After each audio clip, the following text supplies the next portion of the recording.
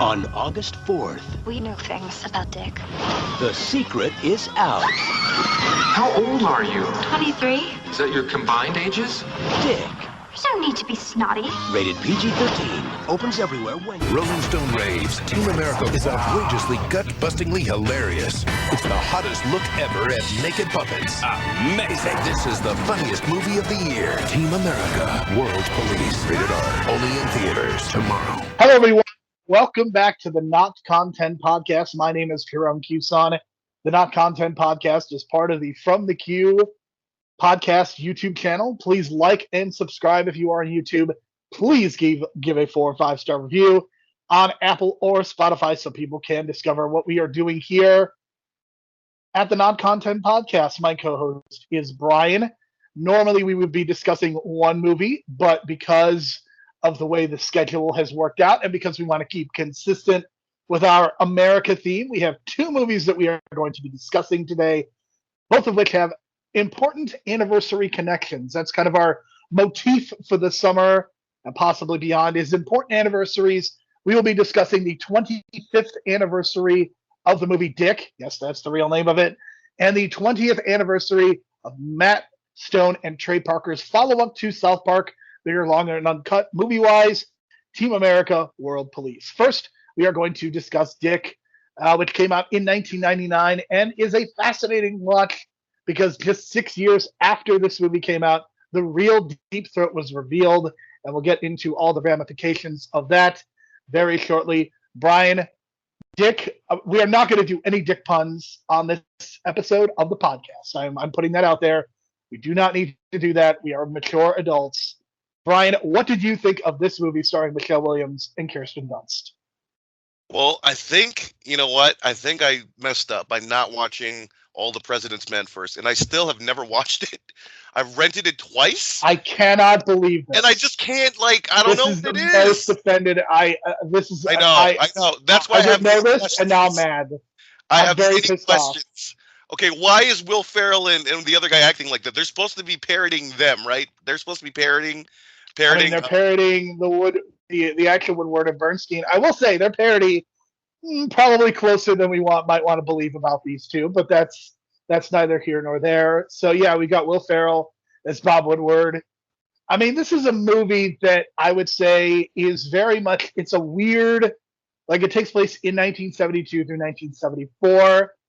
There are parody aspects to it, but I don't know. The way that I see this movie is that it would not surprise me if the original intention was to do something very very funny. But I mean, look, when you cast Kirsten Dunst and Michelle Williams, even though they are not adults, when you're casting them to play teenagers, they add so much to this movie. I was very impressed with their performances and the way that they carried themselves. There is an easy way to make this movie with them being dumb bimbo blondes from the 1970s, but I don't know whether the intention was to subvert or not, but it feels like Michelle Williams and Kirsten Dunst are subverting what this movie is trying to do. I mean, they're great in it. I just found some, the characteristics of Kirsten Dunst really annoying, and I don't know. That's not her fault. She's really great as an actress, right? But I think the direction of Andrew Fleming with some of these characters just doesn't match the tone of what the movie's trying to do, I guess. Because it feels like we're doing the pitch for this movie is we're gonna do a parody of all the President's Men, right? That's in my head how they pitch this movie. But then you have these 2 central characters who are not part of that, and then you make it around these 2 central female characters through their perspective. So then it becomes this weird parody where it's almost like an SNL skit. Because you have all these SNL guys mixed in with and you have Kids in the Hall people. Kids in the Hall. Here's the way I see it is, what if Forrest Gump met Bill and Ted? That's what this movie is. That's kind of what I know the Bill and Ted feeling. I texted you right off the bat. That was the vibe I was getting. But man, I kind of wish that they just went with and we'll talk about this in a couple of weeks, the Doctor Strangelove route where they went more political satire with it. But I don't know. But then you kind of lose the audience. And then, who's the main audience? Is this supposed to draw teens? Is this supposed to draw 50-year-olds who went through the whole Watergate thing? I don't know. Because it kind of becomes like a split movie where you're kind of focused on this political thing, but then you're focused on these two girls who are trying to like, I don't even know what their goals are. I guess they just want to impress Nixon. But it's just crazy because Michelle Williams and Kirsten Dunst, like I think they're in their 20s when they filmed this, or at least 19, 18. And I don't know, man, when they say 15, it just throws me off because we know what 15-year-old girls are like. And it's just like the whole Hollywood thing of casting older for younger parts. And it threw me off. So Michelle Williams was born September 9th, 1980. So she was 19 when this movie was made. I remember it was a big deal because when she got cast on Dawson's Creek, she legitimately was 17 years old. So I remember that being a really big deal. And Kirsten Dunst, believe it or not, is actually younger. She is 17 years old in this movie. So they are playing 15, but they are not that much older than the roles that they're playing. So I have to give the casting some credit for that. And look, as I stated, I think their performances are good. And to me, the thing that stands out about Michelle Williams and Kirsten Dunst is they are always acting above their weight in terms of age level and in terms of the movie. I mean, think back to Kirsten Dunst in Interview with a Vampire. She is absolutely the highlight of that movie in my mind, much more so than even Brad Pitt or Tom Cruise. So, I mean, this is just what they do. I think they're just very good. They're very good performers, and they're very good at acting above their age, so to speak. Yeah, I give her a lot of credit because Kirsten Dunst is my favorite part of Interview with the Vampire.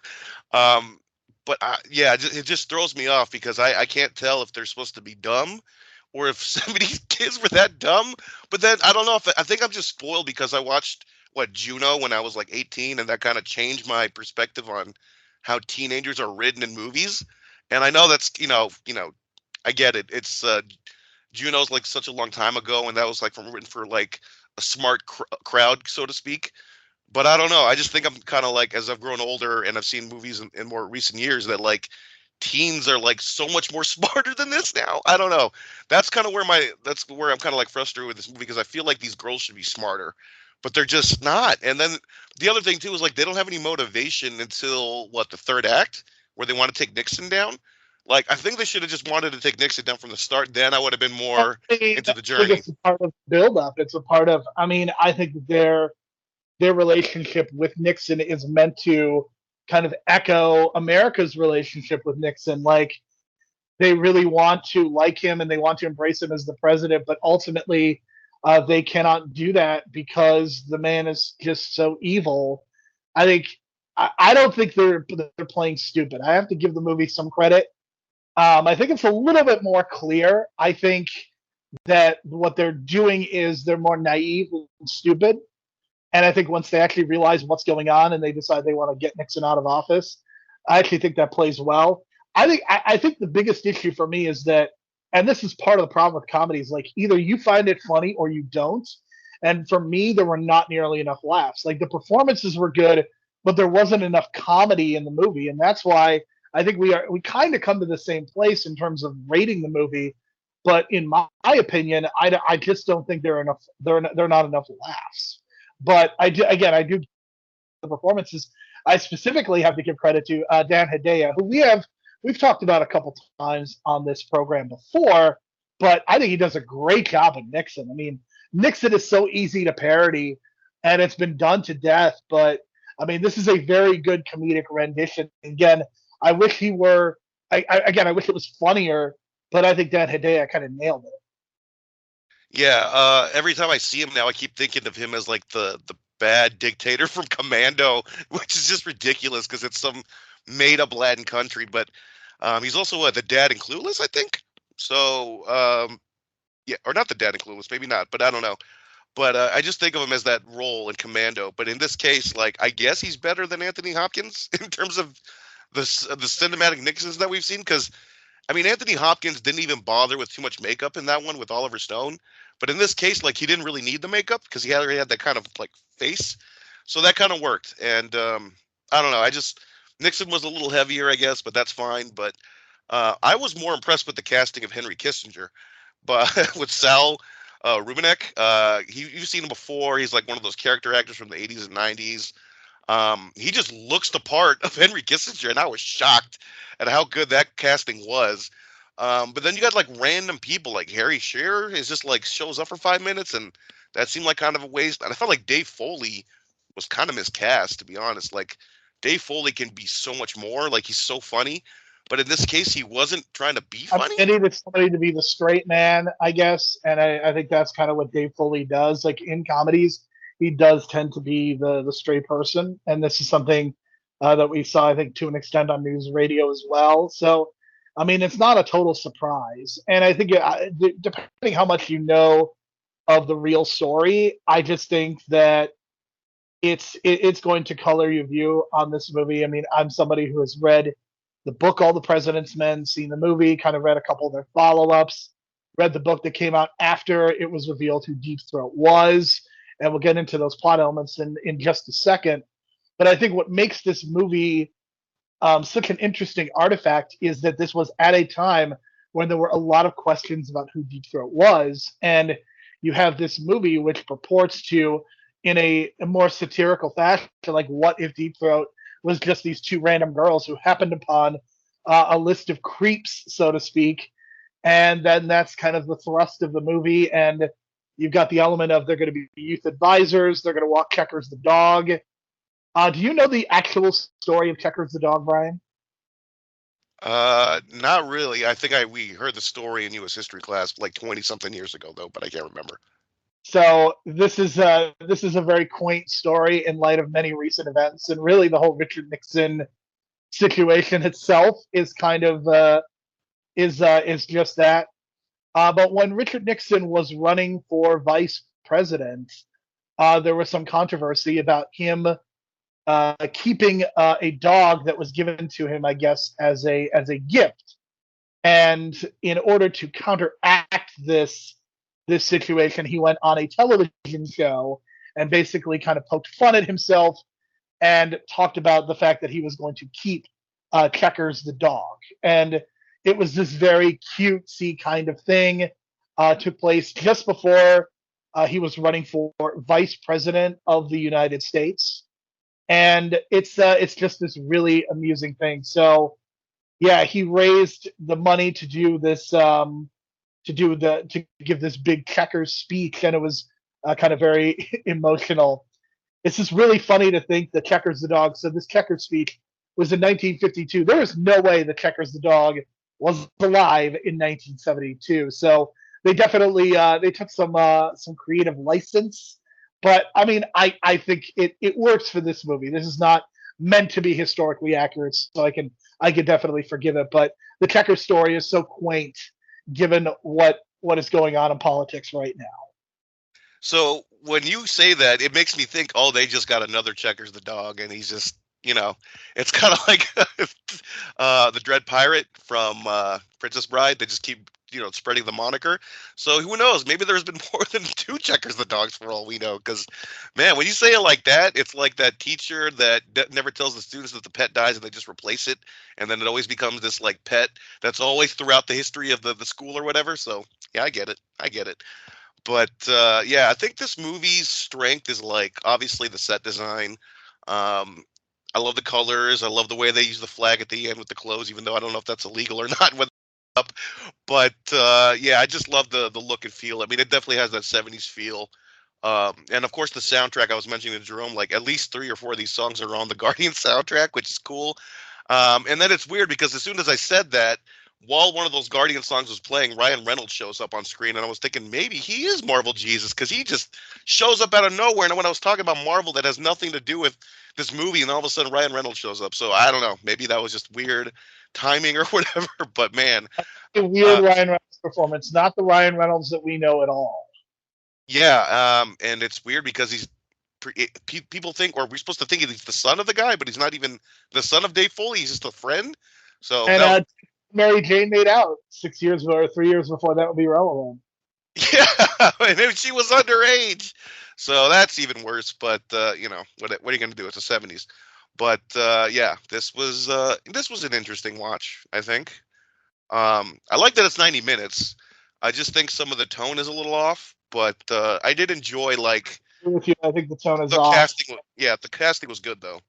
I'll give it that. And even Will Ferrell was kind of like, I was kind of shocked And I was like, oh my God, is he going to be really stupid in this? But he was actually like trying to play it straight. So that was interesting. So, because that's what I like about that one with Mark Wahlberg, the other guys. I mean, that's the thing, is that this is before Will Ferrell really had his like thing that he would do. But I definitely appreciated the fact that he was able to kind of play it straight. And Woodward and Bernstein, like, apparently they really don't get along in real life. So I like that did feel a little bit accurate, and just the way that Woodward treats Bernstein. I mean, there is a world where I could absolutely see that being the case. And I mean, their relationship is something that is, I mean, they're so interconnected because of Watergate, but they very much have their own separate lives and separate careers, and some legitimate criticisms as well. Given that Woodward, he writes his books and questions of accuracy, and should they be in the book or should they actually be reported as they're happening, especially events with Trump. Carl Bernstein cheating on Nora Ephron, and Nora Ephron writing both a book and kind of making a movie about that situation. So it is really fascinating. But as I noted, this is very much in relation to Deep Throat. Deep Throat was released. The name was released 6 years after this movie came out in 2005. It was revealed to be former FBI agent Mark Felt. If you ask a lot of people that if that would be the case, a lot of people were thinking that it was Mark Felt, even though we don't necessarily know who he is.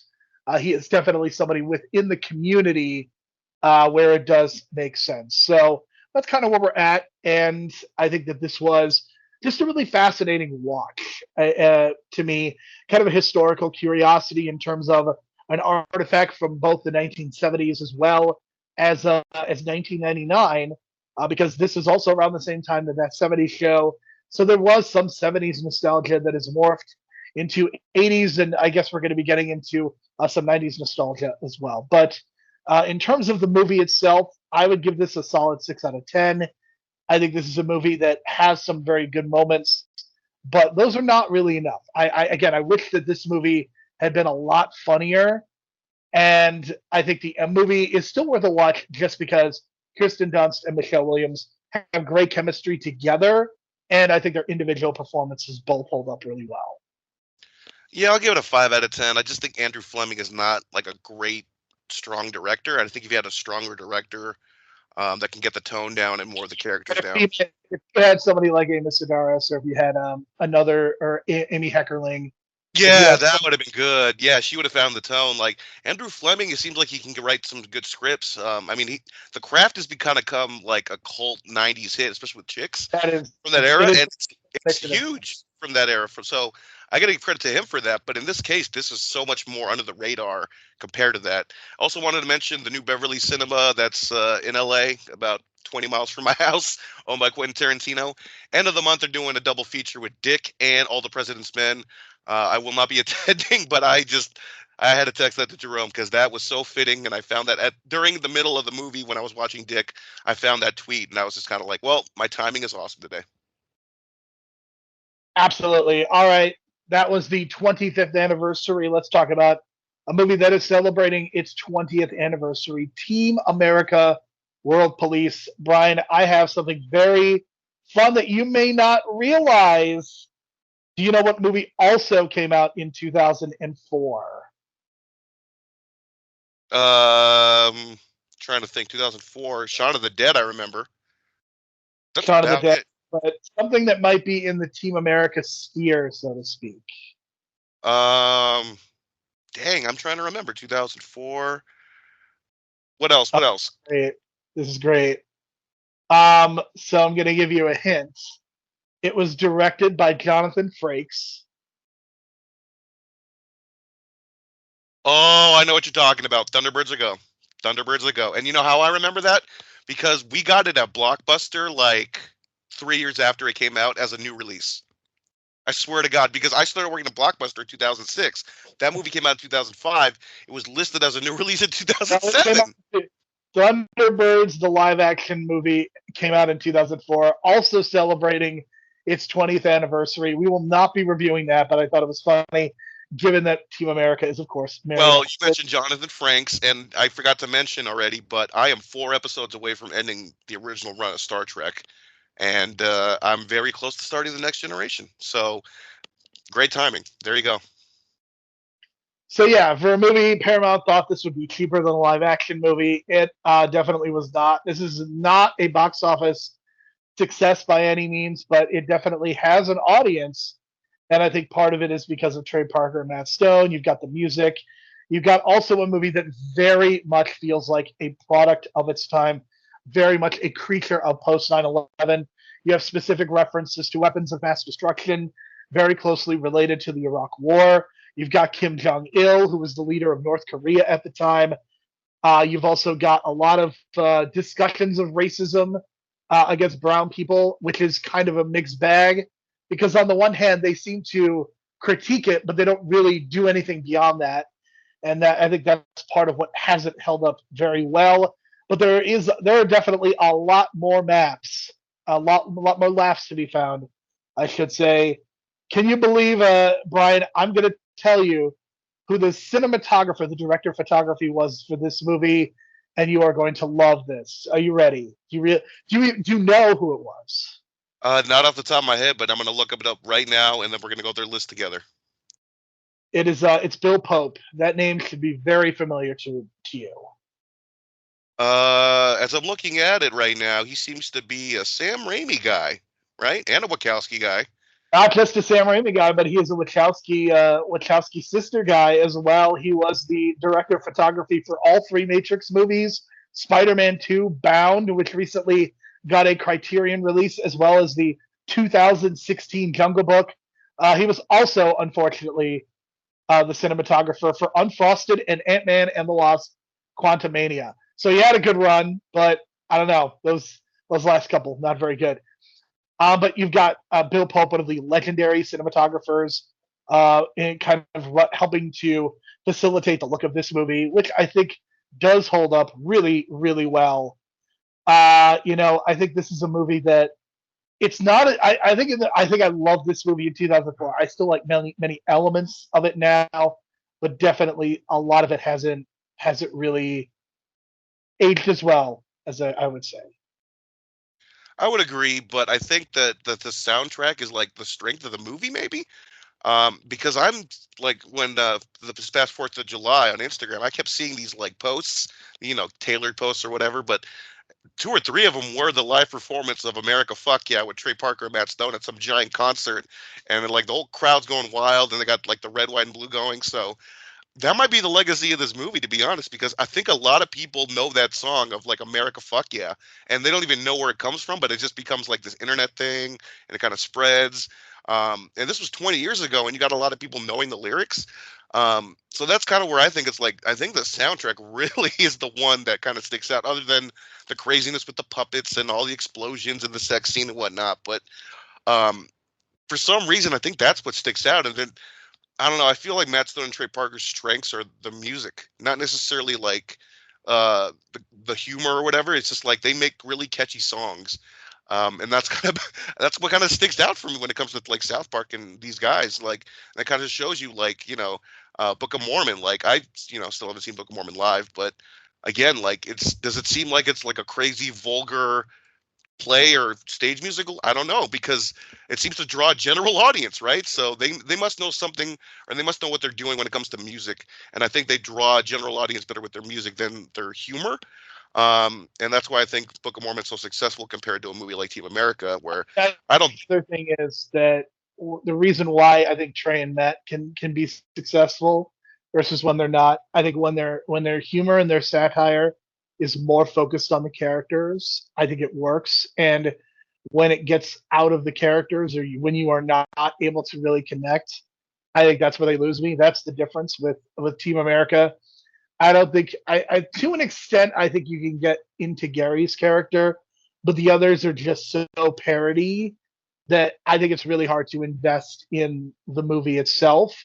Whereas with South Park, I think you're still able to connect with Kyle and Stan, and as shitty as it can be, I mean, even Cartman, I think you can identify with those kids. And to me, the episodes of South Park that worked the best are the ones where Kyle and Stan and Cartman are kind of the focal points. And the episodes that don't work are when they get away from the kids and they get into shenanigans with Randy or shenanigans with Mr. Garrison. Like, to me, Trey and Matt have an ability to create great characters, but when they get away from the characters, that's when their humor starts to not work. Yeah, it felt like when they were doing this thing with the Film Actors Guild, that's all I'm going to call it. It just felt like there was this like almost like a revenge fantasy against all these actors that they just don't like, which I know sounds crazy, but it just seems like it started kind of getting mean by the end. I know I didn't realize that when I was a teen watching this 20 years ago, but now it feels like it's just like they're trying to like, get revenge on all these actors that they don't like, and it was just kind of like, ooh, okay. It's funny because George Clooney actually helped get them their show. I know. So I was kind of like, wow, they're kind of making fun of. Maybe George Clooney was cool with it. Yes, he was. But the other actors seem like, I don't know, man. They seem like nice people that they're just kind of making fun of. But I guess that's the idea, is that these people. And is the only one that was really pissed about it. Naturally. Yeah, so it's like they hate liberals and they hate conservatives and they hate them equally, I guess, and that's kind of their gimmick. But the thing is, like, they didn't really give any, resolve or like any way to like be in the middle. I guess that big speech at the end about assholes and dicks and pussies is supposed to be that resolution, but it still kind of comes off as like very. You like that speech a lot? I mean, I like it too. It just feels. Oh, I think it's really easy to be on the fence in that time period and to try to go for something like that. I just, in 2024, I just don't think that plays at all. Okay, yeah, I mean, I like the idea of it, but it just feels like, I don't know, there was no actual resolution. Like, there was no like, okay, we can't police the world anymore kind of gimmick. That's what I was thinking they were going with, and they just kind of went with the full pro-Americana thing. And I was kind of like, okay, I guess they're just trying to make fun of it all. So I guess that's what their deal is. They just want to make fun of everything, and that's kind of what they want to do. And so that's kind of what they did. So the Kim Jong-il stuff, I don't know if that holds up, but I don't know. Maybe they should have just made up a dictator. I mean, it's funny because Ben and I were talking about like Asian stereotypes, and we were talking about this in relation to the Siamese cats that are in The Lady and the Tramp. And this is as far away as you can get from The Lady and the Tramp. But I mean, that's a movie that was made in the 1950s, and here it is in 2004, and we are still doing these Asian stereotypes. And yeah, it just, I don't know. It just doesn't, especially because, again, you have Trey Parker doing the voice. That does not help the situation at all. I think it would be different if they had an actual Asian person to do the voice, or maybe just make up a different dictator altogether. I don't know, because it just felt like weird. In 2004, it felt like, okay, we're just kind of making fun of Kim Jong-il, and now 20 years later, it seems like, oh man, there's a little more racist to this kind of. I don't know. It is what it is, I guess. But they continue to do those. More aware of racism in pop culture now, and I think that's mostly a positive thing. I don't think that we should not have white people voicing over Asian characters, and I think that in a movie like this, which again is meant to be parodied, so I think they do get a little bit more license. But again, the issue that I have is that beyond the pointing out and the critiquing of some things about America, there really is nothing beyond it. But I think we've dwelled on some of the things that haven't held up. I want to talk about some of the things that I still laugh at, just because I don't want this, because I want to be clear, I still enjoy most of the movie still. So I want to start by talking about when they say bad intelligence and intelligence gets sad. Pops makes me laugh every time. I get you. I mean, I don't know if they should have got like a celebrity voice for that, but I guess it doesn't matter. Like, they don't need new celebrity voices for this at all. That's kind of their gimmick. But Spotswood was pretty fun, man. Like, that voice, it almost sounds like exactly like the voice from Thunderbirds. So that tone and seriousness, that really works. And then the suck my dick thing at the end was pretty funny because he's just casual about it. And so I was like, okay, they're going casual with this scene, and I guess it worked. But the stuff about, acting, we need an actor, that still holds up. And I really like the scale, like when they do the shark gimmick and the cats, the cats as panthers. And then of course you got the cockroach coming out of Kim Jong Un ill or whatever. It's just Something else that this. I'm not sure has aged very well. Well, I'm just saying like the scale proportionary stuff because it seems like they keep it in scale until they do that montage sequence where you see like the puppet not even be in scale with like the gravestones and the motorcycle. So I was just like, okay, I guess we're throwing scale out the window at this point. Like, why even go for like the scaling in the beginning? But I guess they were just having fun with it, and you could tell like they just had like a digital like camcorder and just put the puppet there and just shot a real quick shot and added that to the movie. Also, I want to shout out the montage song too. That's another great song in the soundtrack. Is the montage song. Yeah, and I'm telling you, that's their strength. I think that's their strength is creating these That catchy is the best tunes. song. I think in Yeah, either two Trey Parker movies, that's probably the best song. that and well, I like America Fuck Yeah as well. Just because I of the like the slowed down version as well. I think that's pretty funny. All right, so we've talked about some of the songs. We talked about the performances. I mean, I think the set design is genuinely impressive, and even some of the puppet designs, I think look really good. I mean, that's the thing is that from a technical standpoint, like they specifically and purposefully show them like walking poorly, but if they didn't do that, I think this movie, I mean, in terms of the technical aspects, I mean, it's still really impressive to watch, especially knowing that there is a minimum of CGI and they're actually doing puppeteering. So, I mean, from that perspective, this this movie still holds up. yeah, and what 200 people as puppeteers as well. Like that's insane. And that's why like a puppet movie hasn't really been done since. You could argue that like Muppet movies have been done, but that's not nearly the scale of this because this literally takes miniature sets mixed with so many people on set doing like because one puppet you just can't have one person doing one puppet. Sometimes you need movement at the bottom of the leg so another person does the movement for the legs or the arms or something like that. It's really complex, people. So when I was kind of researching this when this first came out, I was kind of like, wow, like in my mind they spent a lot of money to do this, but I guess in 2004, 35 million was a lot of money to do this. But I mean, if you want to do this nowadays, it's going to take so much more work and time and getting a lot of people together. Because this was just like, I mean, if you look at some of the behind the scenes, it takes a lot of people to build those sets, especially that New York set. I thought that was probably the best set that they had because it looks so old school New York from that angle and that perspective. Um, so yeah, there's a lot of like aesthetically great things about this movie. Um, I would say like even that the cat stuff and the shark stuff, even though obviously it looks ridiculous, it just makes you laugh. It's like, oh, that's a cat and it's supposed to be this giant panther. You kind of just laugh and giggle about it. So that was like a fun little joke they did there, where they're not really making fun of like someone's, a joke at someone's expense, so to speak, instead of they're just making fun of like the perspective aspect of it all. So that was kind of cool. Overall, I think this is like a 7 out of 10 for me. Like I think the South Park movies are a little better, and a little more watchable or rewatchable.